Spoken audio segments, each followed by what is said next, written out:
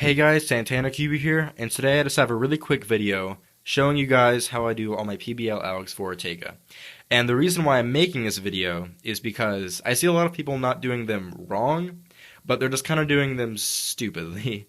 And the reason why I say stupidly is because there is a way to do all these PBL Algs without rotations or super awkward finger tricks or anything like that. There's really easy ways to do these algs, and I see a lot of people doing them with rotations and really weird finger tricks. So what I'm trying to accomplish with this video is just showing you guys how to pretty much sub one all of your PBL algs, because you can get to where you can sub one them. It does take a little bit of work, but in the end, it is pretty worth it if you would like to stick with Ortega. Right now, I'm sub 4 with Ortega. And, I mean, sub 4 is pretty fast, and a lot of people don't get that with Ortega. They just kind of stick with LBL, or they just learn Ortega, but they don't really take it to the next level.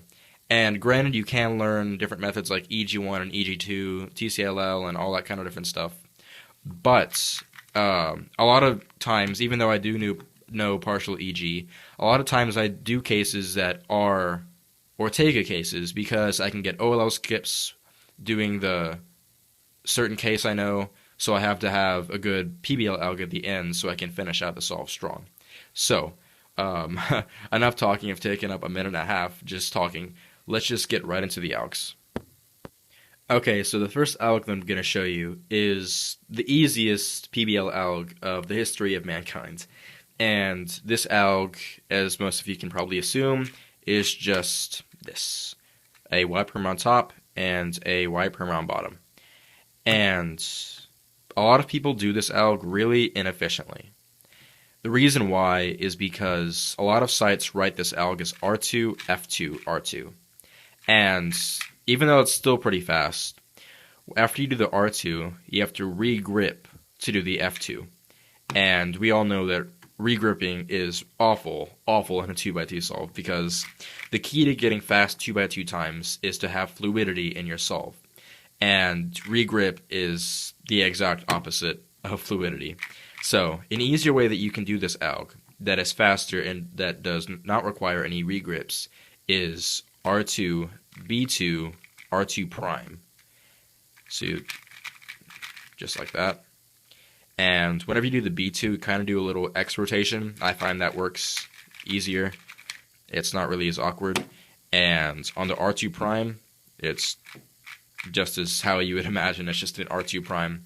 And make sure you can get the R2 primes really good, because the two bar cases that I'm going to show you both have R2 primes. And R2 prime is completely necessary to make those algs fast and fluid. So make sure that you can make sure that you can do R2 prime pretty fast, and that will definitely help with your other algs. Okay, the next case I'm going to show you is the bars in back case. So how you'd recognize this is obviously you'd see two bars and you'd put them in the back. And like I said in the last clip, R2 prime is extremely important for this alg to be able to go fluid.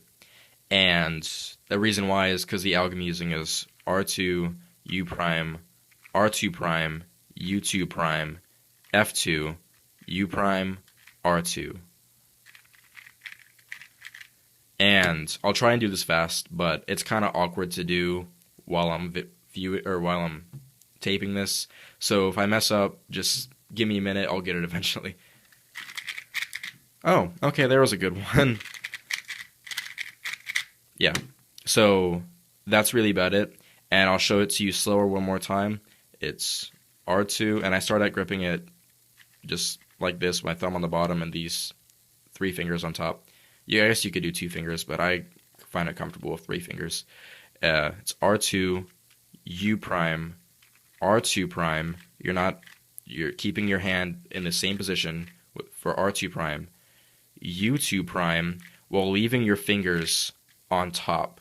So leave your fingers basically where they are and just kind of lift them up a little bit so you can do the U2 prime. And then the reason you're keeping your fingers where they are is because you have to do an F2. So you can do your F2 like that, and then you can do U prime, and still keeping your fingers where they were, R2. And that's that alg. Okay, the next alg I'm going to show you is the bars in front alg. So it's the same case as the last algorithm, except you're going to hold your bars in front. And the reason why you probably should learn both of these is because it's pretty awkward to have to do a Y2 rotation to do the bars in back alg. That takes out a lot of time during your solve. And if you finish your first layer and the bar's in front of you, you might as well just not rotate and just do it right in front of you. So, yes, the alg is R2 U prime. Wait, yeah, that's right. Sorry. R2 U prime B2 U2 prime R2 prime U prime R2. So R2, keeping your fingers how they were like in the last alg. U prime B2 using these two fingers. U2 prime R2 prime, keeping your hand like it was before.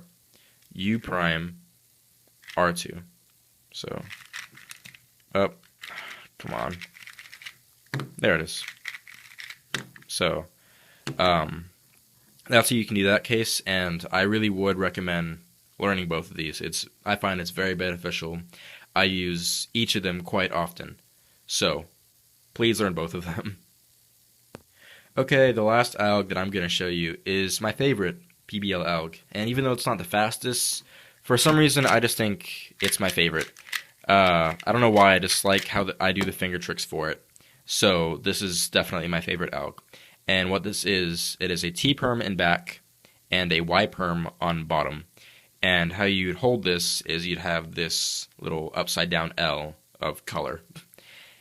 And you can do it like if you're at a U2 angle and it's like this, you can do the alg, but you just have to do U2 at the end. And you can also do it where you don't have that, you just keep the bar on top, and then you end up having to do an AUF at the end as well.